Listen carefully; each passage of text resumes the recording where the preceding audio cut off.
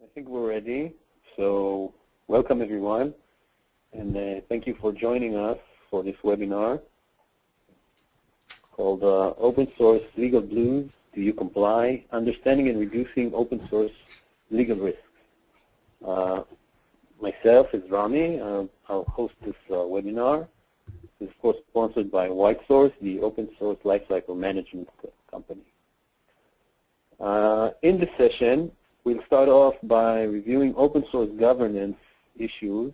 This will be done by attorney Chaim Ravia, who is joining us today especially for this webinar.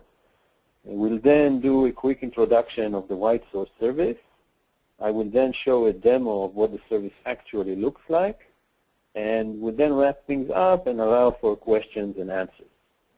So during the presentation, please type in your questions in the control bar, and we'll get to them in the end. In any event, we will collect all of the questions and write up full answers and send them back via email. Also, for participants of this webinar, we have a special offer for the week starting today. Anyone signing up to the service and starting to use it by loading open source information would be eligible to participate in a raffle for $100 worth of Amazon gift card. Okay, so with that, I would like to present Chaim Ravia. Chaim chairs the Internet IP and Copyright Group at Pearl Cohen Tzedek Latzar, an international IP law firm with offices in the US, UK, and Israel. As such, he deals extensively with computer and Internet laws, copyright, and open source software. Nominated by Who's Legal to be one of the leading lawyers in Internet, e-commerce, and data protection. Since 2010, Chaim, amongst other professional activities, was the chair of the Presidium of the Israel Bar Association Computing Committee. In '96, he founded Israel's first legal website, and we are very happy to have him as a member of the WhiteSource Advisory Board. And with that, I'll turn things over to him. Chaim? Thank you, Rami. Hello, everybody. I'd like to take the next few minutes and walk you through some of the best practices of open source governance. I will cover mostly open source compliance policies and look at some of their pros and cons. In recent years, there have been a few cases in which companies were taken to court for violating terms of open source licenses, most notably the GNU General Public License, the GPL. In the US, lawsuits were filed by the Free Software Foundation or the Software Freedom Law Center. In May 2009, for example, the FSF and Cisco settled a lawsuit which alleged that Cisco violated the GPL and the lesser GPL in its distribution of FSF software. The settlement included, amongst other things, the appointment of a free software director for Linksys, a subsidiary of Cisco, to supervise Linksys' compliance with the requirements of free software licenses and what was described as a monetary contribution to the FSF. Other settlements were reached with Verizon, Extreme Networks, and Supermicro. In Germany, a few cases were brought by the GPLviolations.org project. As far as I know, they won them all. At least one case that I'm aware of was reported in France, and I personally handled one interesting case here in Israel. Any lawsuit is a headache. It requires time, attention, and resources. The defendant needs to hire attorneys, pay legal fees, nobody likes that, deal with bad publicity and roar in the open source community, etc. In short, lawsuits for non-compliance are something you may prefer to avoid. Complying with free software licenses is not important solely because of the direct legal risk. There are other factors to be considered. Organizations want to develop software that comply with the terms of open source licenses simply because they want others to respect their own IPN licenses. They want to preserve the intellectual property integrity of their products and protect intellectual property portfolios. They want to be ready to perform due diligence that may be required if the company is looking for an investment, negotiating a merger and acquisition transaction, or a complex licensing deal. Take, for example, a startup performing an exit. A potential acquirer's due diligence process would require the target company to list all open source components it uses and their respective licenses. In order to comply, the company must be in control of its open source uses. This is definitely not a good time to discover that you statically linked your proprietary code against a GPL program. The case may be even worse if the author of the GPL program is one of the father figures of the free software movement. Okay, so controlling your use of open source software begins with a good open source compliance policy. There's a wide range of possible policies. A global company such as IBM obviously needs a policy which is different than an emerging startup's policy. But very roughly speaking, there are two types of policy. I will call the first one an educating policy and the second a procedural policy. The educating policy aims to put the decision in the hands of developers. It therefore describes in length the pros and cons of using open source software, the types of licenses they may encounter, the guidelines for integrating open source software into the company's products, etc. Usually I don't recommend this kind of policy. Open source licenses are sometimes difficult to understand and complex. Take LGPL 2.1 as an example. You cannot expect a developer who's eager to meet his deadline to act as an experienced IP attorney. I fear that the company would lose control over the actual use of open source software in its products. However, this kind of policy has one major advantage. The decision process is fast enough not to interfere with the product's deadlines.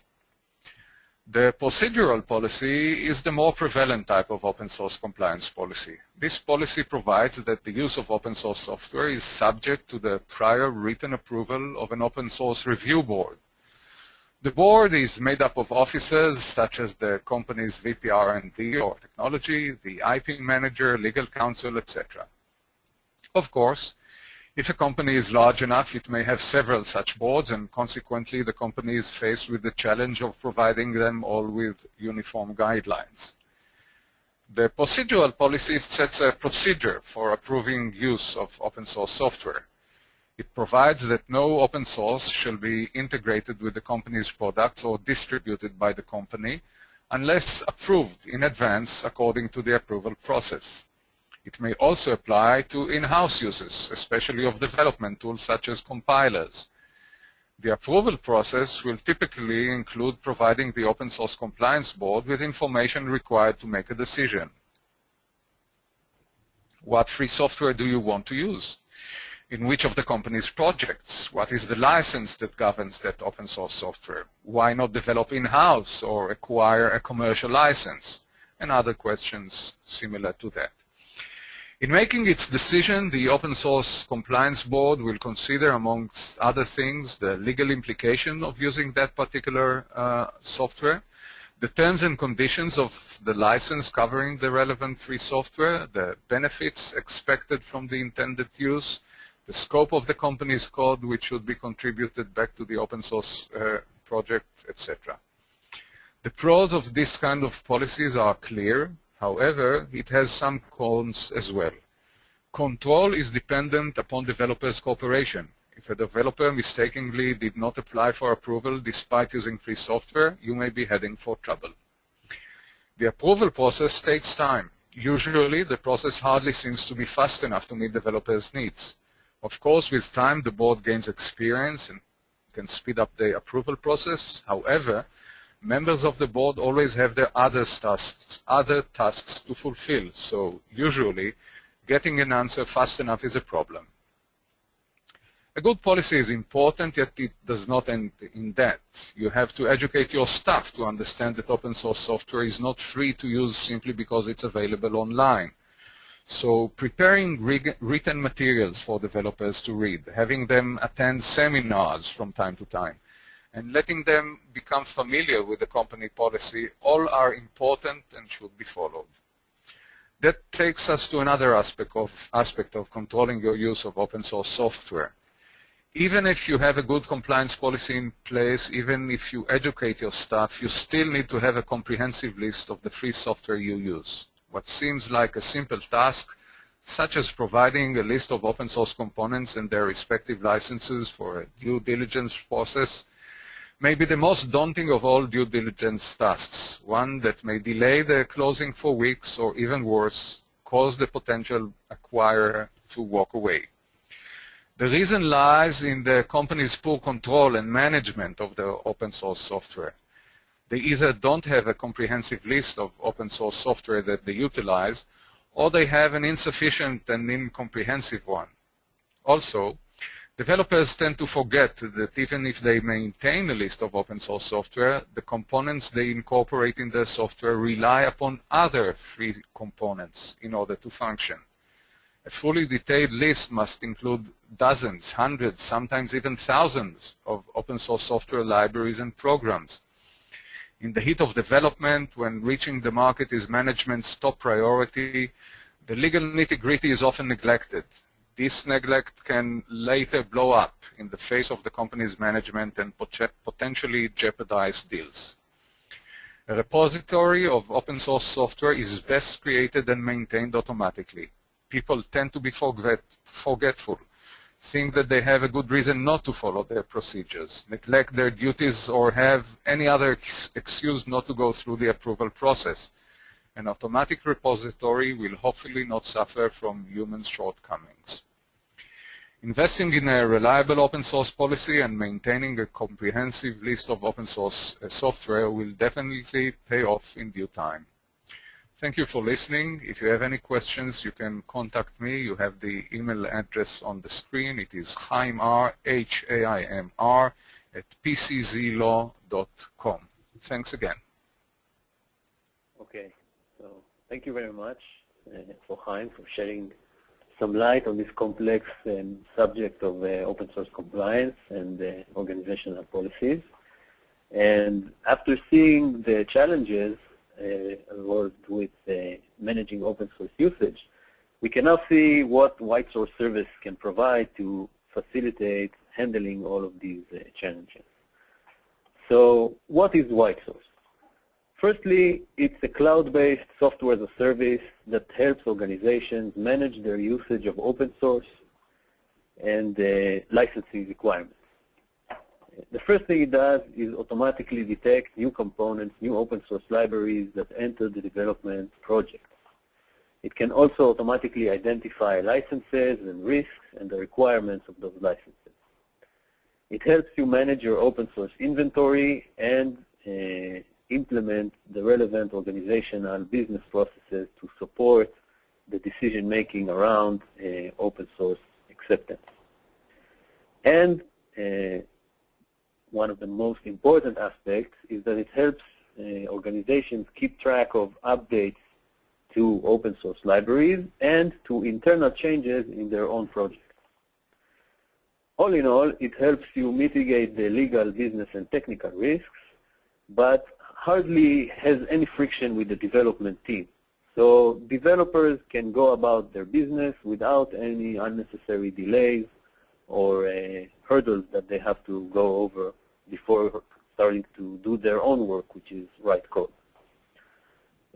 Currently, this is the only real solution that addresses the real challenges that arise from this area in all companies, small and large, enterprise, or just a startup company. So after we've heard from Chaim the related legal risks that come with using open source libraries, we need to consider that legal risks imply business risks, right? Because whenever you get yourself in trouble legally, that will always impact your business. So misuse of open source libraries can easily burden your due diligence. It can cause you difficulties when negotiating corporations or OEM deals. And it can even cause you problems when dealing with very large customers, which today we find more and more of them are asking to see a full listing of open source libraries being installed on their servers before allowing their vendors to proceed. Not to mention that open source also has some unique technical challenges especially around tracking patches and updates that go on the market regularly. And since there are so many of them, it's kind of difficult to keep track. So what are the technical challenges of managing open source manually? So I'm a company, and I know I'm using open source. I want to manage the usage of open source by myself. Why is that even a problem? So first of all, open source, being source code, has a lot of added linkage, meaning that there are other libraries that are being used by the open source libraries, and this can happen recursively. So when implementing one open source library, you often find yourself having to drag in all its dependencies and their dependencies and so on. And that's difficult to keep track of, even if it's done automatically by the development team. And secondly, these things tend to change largely over time.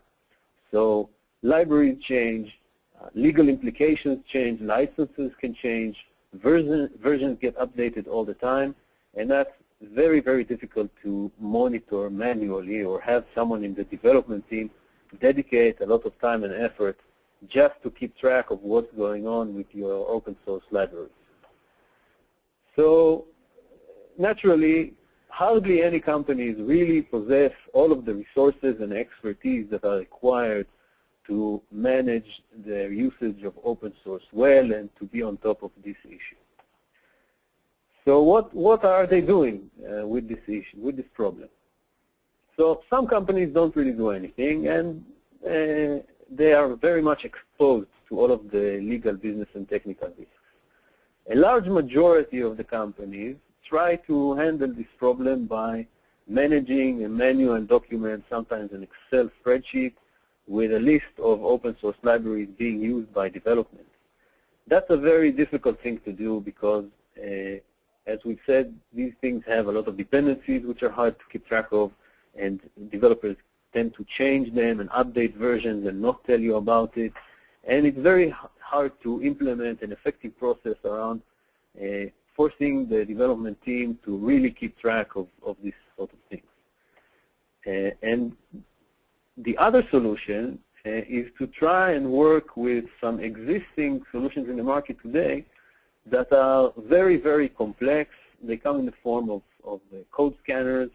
They are very hard to implement, to install, to upgrade, to learn how to use, and they are very, very expensive. So effectively, only the top 1% of the richest enterprises in the world that distribute software can even consider using existing solutions. Not to mention the fact that not only the licensing cost is great, but the implicit cost of having people in your organization having to continuously maintain that solution and update it and work it and run it all the time is very, very expensive internally and often causes delays in application lifecycle and time to market. Okay. So now that we understand that there is some sort of a gap here between what you can do manually and what you can do automatically, this is where WhiteSource steps in. So what do we offer? First of all, we provide a convenient way to have everyone agree on a single point where the inventory is being managed and do so automatically. Second, we help the organization implement and automate the implementation of the relevant business processes and approval workflows for onboarding new open source libraries and starting to use them properly. And thirdly, we provide with an extensive set of dashboards and reports that let various players in the organization review and report about different aspects of open source inventory and usage that goes on in the organization. So all of these should help organizations identify and mitigate the legal, technical, and business risks that we have talked about, to automate the enforcement of their organizational open source policies, and to very, very easily and without burdening anyone, implement the relevant open source processes and make sure that they are compliant with the licensing and the licensing requirements. Okay, now I'll show you a quick demo of what the system actually looks like. So let's skip over to our server.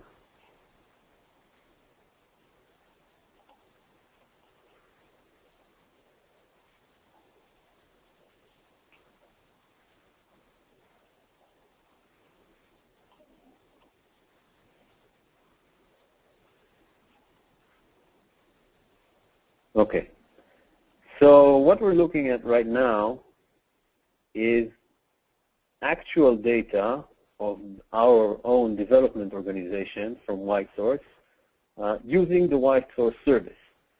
So this is the main organizational dashboard. It's divided into three main parts. Top part tells us about alerts. We'll get back to them. The main part is a mini inventory, and the bottom part is the way we provide the users with a comfortable way to manage their approval process. So going back to the mini inventory, at WhiteSource, we have two products. One is a server that's in the cloud, and the other is a code scanner that we'll talk about later. And you can see that I have this mini inventory in the center of my screen where I can see a full listing of the open source libraries being used in my product and their licenses, and get a quick aggregated view of the licenses being used divided into risk factors. And this is very meaningful information for me, so I can very easily understand my degree of exposure in terms of licensing compliance and requirements. So let's try and drill into one of our projects, one of the development projects, called the WSS Client 1.1.0, and see a full inventory. So in this project page, we see an enhanced listing of the inventory, the open source libraries, a quick description, and a full listing of their licenses. And again, an aggregation of the licenses based on risk levels. And now if I want to drill into even further and look at the library page, for example, I can see that for a specific library, I get a lot of information about that library, including where it came from, what's the homepage, who the community is, what versions we know of, what the dependencies are and the dependencies of the dependencies, and so on. And I can go all the way down to the license page and see a full detail listing of the license risks, or the risk associated, in this case, with the Apache license. I can get the full text if I want, but I have a breakdown of various types of risk factors, for example, copyright, copyleft, linking, patent, and so on. And at the bottom, I can even see the required notices. So it's a very easy way for me to understand all of the related requirements with all of the open source libraries that we use internally in WhiteSource, and make sure that I am compliant with the licensing requirements and I'm aware of the risks at any given point in time. Let's skip back to our organizational dashboard and review the alerts for a second. So what are these alerts? These are actually all kinds of interesting things that we can tell an organization about their inventory once we have a full listing of their inventory. And for example, a nice little alert type that we have is a newer version alert. So whenever we identify, WhiteSource identifies that a newer version of an item in your inventory is out in the market, we'll pop up this little alert letting you know, look, this library has a new version, you may want to upgrade, you know, there are security patches and major bugs that were fixed and things like that. And this is something that organizations hardly ever keep track of because there are too many and no one really has the attention span to go and keep looking up these things online. And finally, for this demo, I'll show you quickly what the flat inventory report looks like. So this is the kind of report that lets you see a full listing of your open source libraries. In this case, it's a full organizational report, but I can do it by product as well. And it shows me the library, a quick description of the library, the license, and where it occurs in my project. And I can export this report to Excel so I can share it either internally or externally with investors, with clients, with partners, with whoever I see fit. Okay, so we've seen sort of a high-level cross-section of the features that we talked about, the inventory, the approval process, and the reporting. So with that, let's go back to our presentation so we can conclude. Hold on.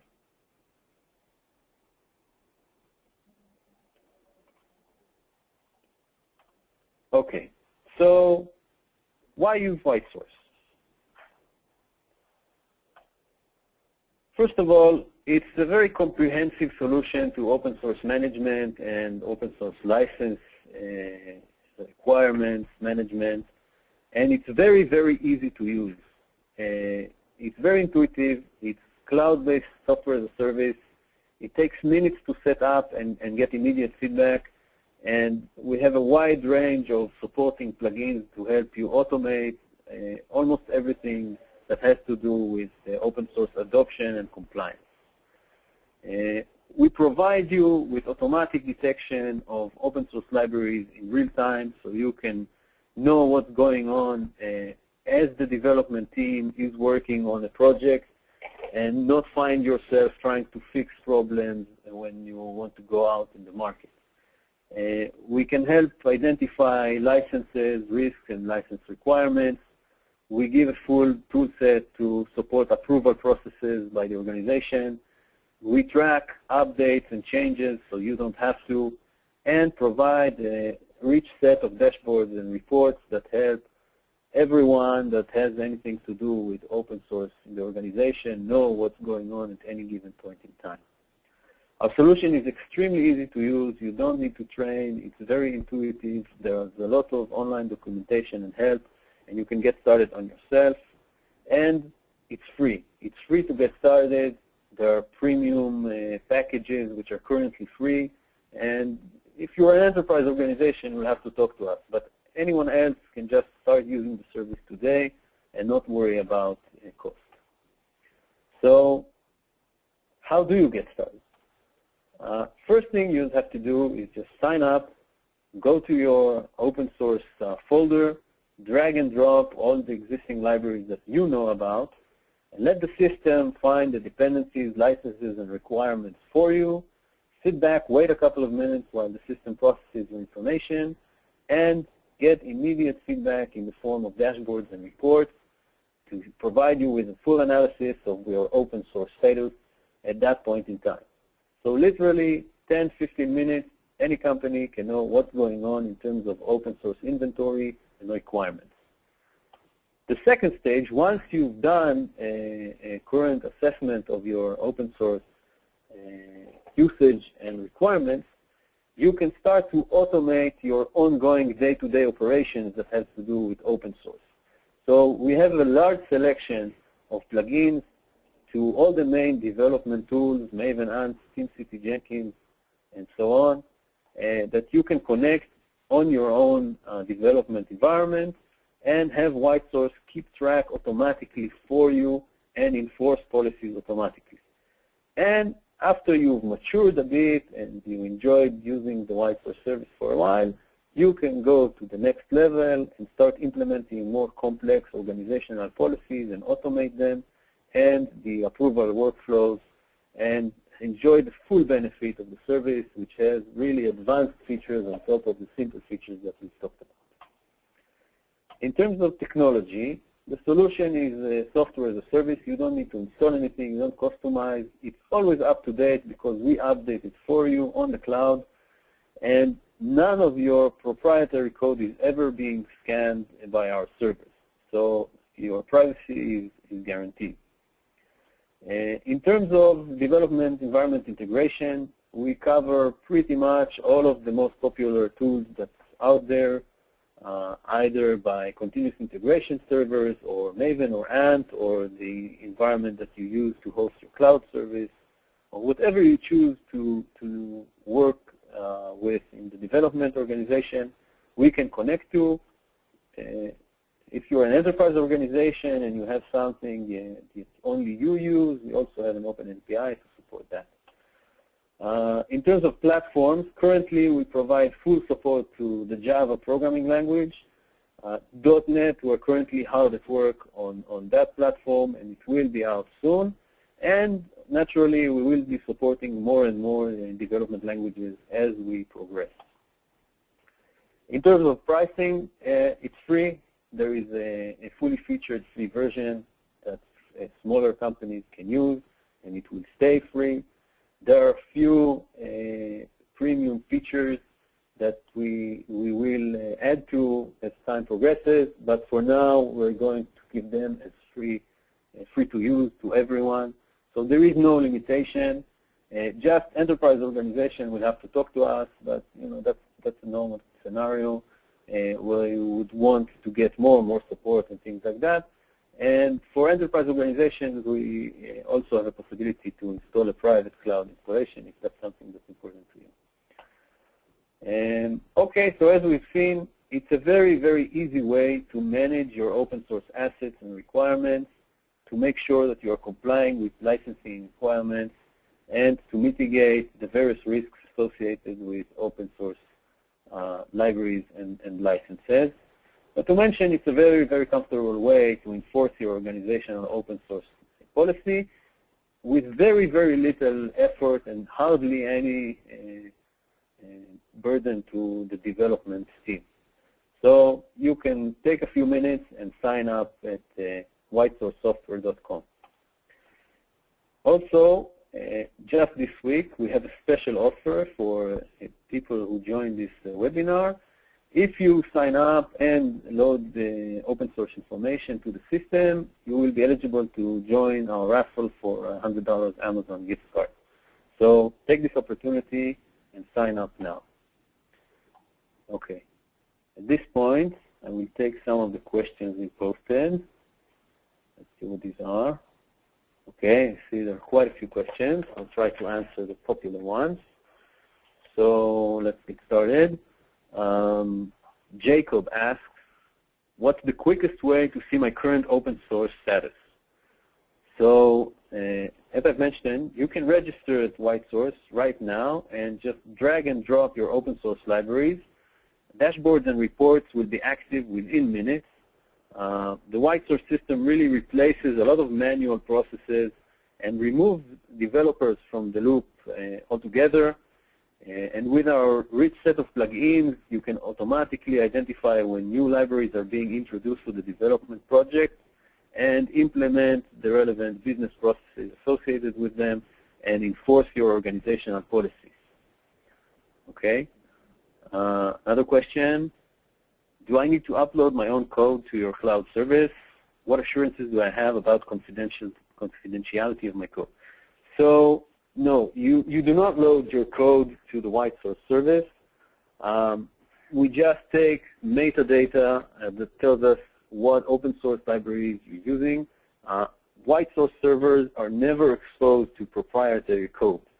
We do provide a free open source code scanner called JNIMCA that you can run offline, and it scans your code to see if developers might have copy-pasted code into your own proprietary code and generates the findings file.